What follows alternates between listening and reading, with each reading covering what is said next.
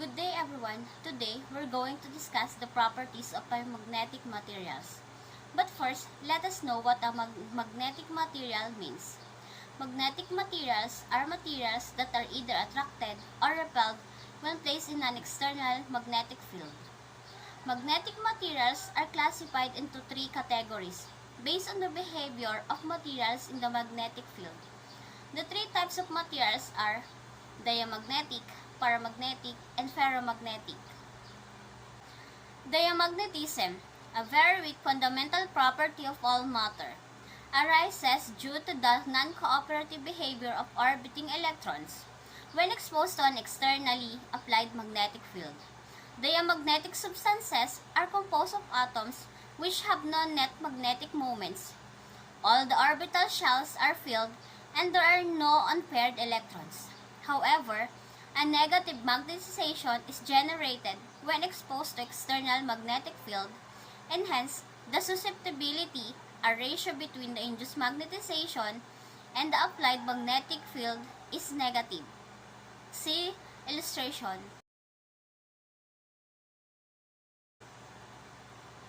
Note the magnetization is zero when the external applied field is zero. The other characteristic behavior of diamagnetic materials is that the susceptibility is generally temperature independent. See illustration. Well-known diamagnetic substances are quartz, calcite, and water. A superconductor in its superconducting states is an example of an ideal diamagnet. Paramagnetism. This class of materials has a net magnetic moment due to the existence of unpaired electrons in partially filled orbitals. However, the individual magnetic moments do not interact magnetically, and hence the magnetization is zero when there is no external applied field or when the externally applied field is removed. When the field is applied, there is now partial alignment of the atomic magnetic moments in the direction of the field. See this illustration.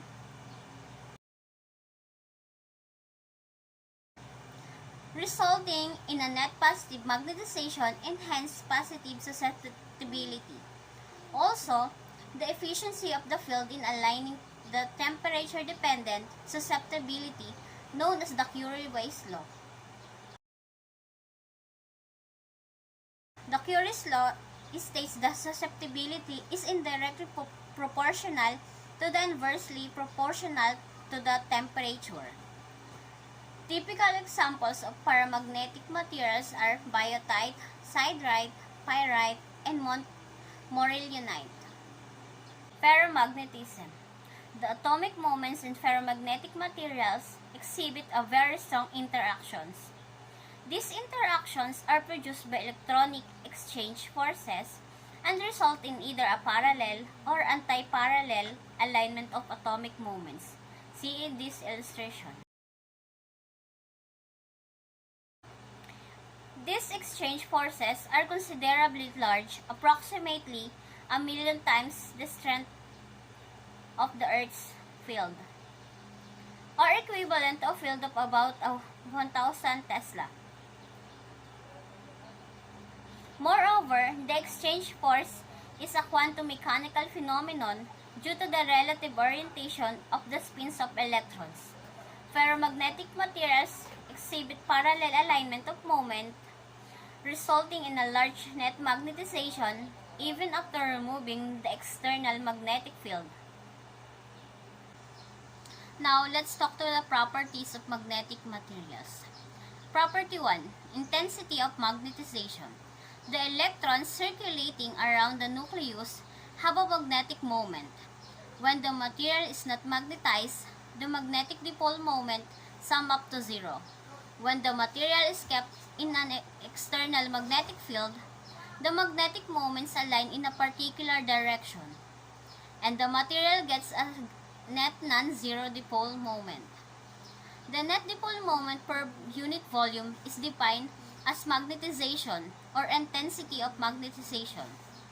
Or the M is the total magnetic moment within volume due to the magnetizing field. Ampere is the unit of intensity. Property 2, magnetic field or magnetic intensity. The magnetic field produced only by the electric current flowing in a solenoid is called magnetic intensity. It is the external magnetic field that induces magnetic property in a material.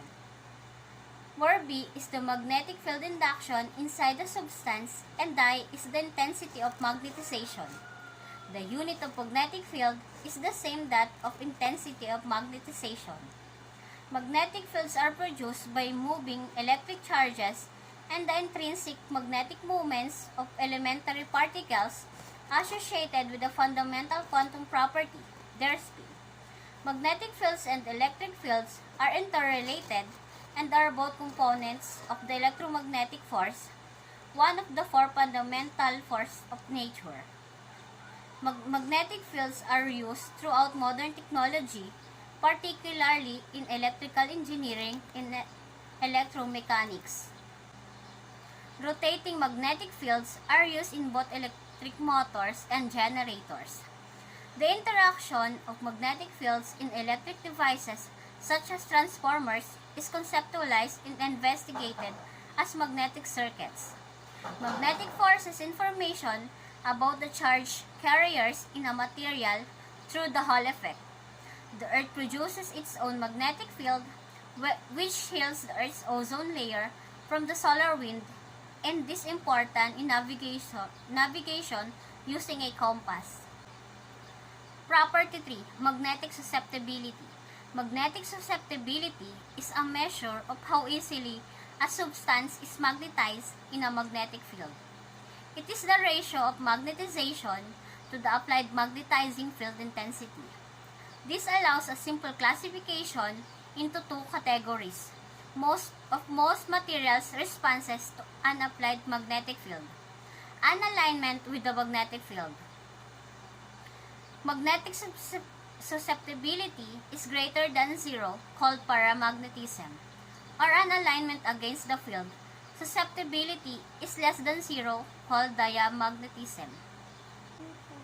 Magnetic susceptibility indicates whether a material is attracted or repelled out of a magnetic field. Paramagnetic materials align with the applied field and are attracted to regions of greater magnetic field. Diamagnetic materials are anti-aligned and are pushed away towards region of lower magnetic field. On the top of the applied field, the magnetization of the materials adds its own magnetic fields, causing the field lines to concentrate in paramagnetism or be excluded diamagnetism. Quantitative measures of the magnetic susceptibility also provides insight into the structure of materials, providing insight into bonding and energy levels. Furthermore, it is widely used in geology for paleomagnetic studies and structural geology. The magnetizability of materials comes from the atomic level magnetic properties of the particles of which they are made. Usually, this is dominated by the magnetic moments of electrons. Electrons are present in all materials, but without any external magnetic field.